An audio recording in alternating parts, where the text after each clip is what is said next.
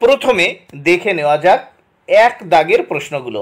এক দাগের প্রশ্ন করতে হবে 5টি, মোট মার্ক হচ্ছে 5। দেখো প্রতিটি প্রশ্নের মান 1 করে। একের ক প্রথম প্রশ্ন দেখে নাও। প্রথম প্রশ্ন ও তার উত্তর। কুমির আর শিয়াল মিলে কিসের চাষ করতে গেল? উত্তর দেখে নাও। উত্তর, কুমির আর শিয়াল মিলে আলু চাষ করতে গেল। খ দাগের প্রশ্ন, মধু কাটতে কে কে গিয়েছিল? উত্তর দেখো। মধু কাটতে গিয়েছিল ধনাই, আরজান ও কফিল। গ দাগের প্রশ্ন দেখো, হিমালয়ের পাদদেশে সবুজ বনের পোশাকি নাম কি? উত্তর দেখে নাও। হিমালয়ের পাদদেশে রয়েছে সবুজ বন, যার পোশাকি নাম তরাই। ঘ দাগের প্রশ্ন, 7 সমুদ্র ঢেউ কে ডেকে আনে? উত্তর দেখো।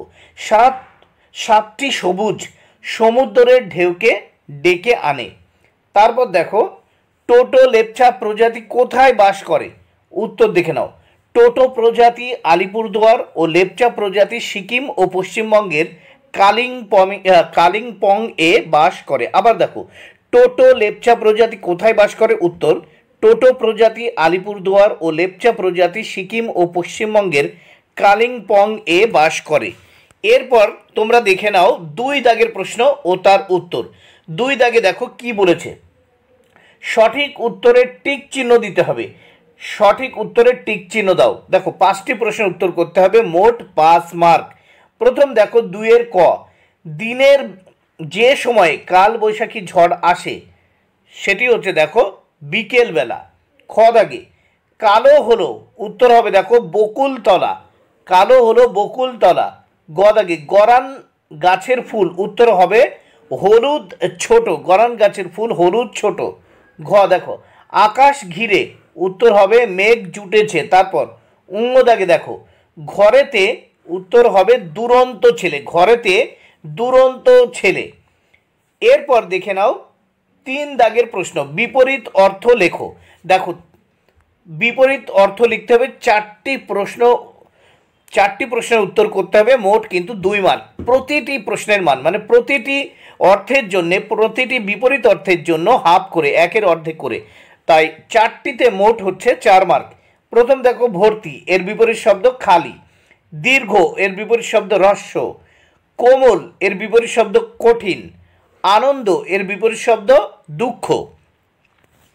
এরপর দেখে নেওয়া যাক, বা তোমরা দেখে নাও নিচের 4 দাগের প্রশ্নগুলো। 4 দাগের প্রশ্নে কি বলেছে, নিচের এলোমেলো বর্ণগুলো সাজিয়ে শব্দ তৈরি করো। প্রথম ক দাগে দেখো, এখানেও 4টি প্রশ্নের উত্তর করতে হবে, মোট 2 মার্ক। দেখো প্রতিটি প্রশ্নের মান হাফ করে, 1-এর অর্ধেক করে।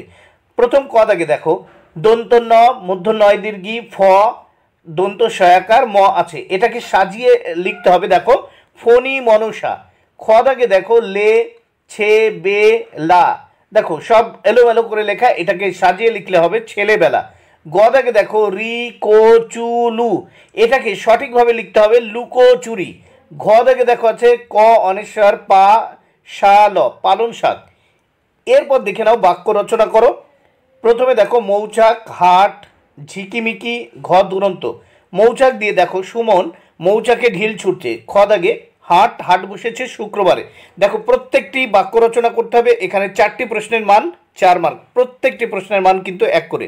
তোমরা ভালো করে দেখে নিও। পাশের ক, সুমন মৌচাকে ঢিল ছুঁড়েছে। খ দাগে, হাট দিয়ে বাক্য রচনা, হাট বসেছে শুক্রবারে। গ, ঝিকিমিকি আছে, এই ঝিকিমিকি দিয়ে বাক্য রচনা করতে হবে, রাতের আকাশে তারা ঝিকিমিকি করে। ঘ, দুরন্ত দিয়ে বাক্য রচনা করতে হবে, পাড়ার ছেলেরা দুরন্ত স্বভাবের হয়ে গেছে। এরপর দেখে নেব 6 দাগের প্রশ্ন। 6 দাগের প্রশ্নে দেখো, পুংলিঙ্গ থেকে স্ত্রীলিঙ্গ করতে হবে। দেখো এখানে 4টি প্রশ্নের মান দেওয়া আছে 2, প্রত্যেকটি প্রশ্নের ক্ষেত্রে হাফ করে, মানে 1-এর অর্ধেক করে। বর এর স্ত্রীলিঙ্গ বউ, বালক এর স্ত্রীলিঙ্গ হচ্ছে বালিকা, অধ্যাপক স্ত্রীলিঙ্গ অধ্যাপিকা, বাবা স্ত্রীলিঙ্গ মা। বন্ধুরা ভিডিওটি ভালো লাগলে অবশ্যই লাইক কমেন্ট ও শেয়ার করো। Thank you very much. Keep watching my channel and my video.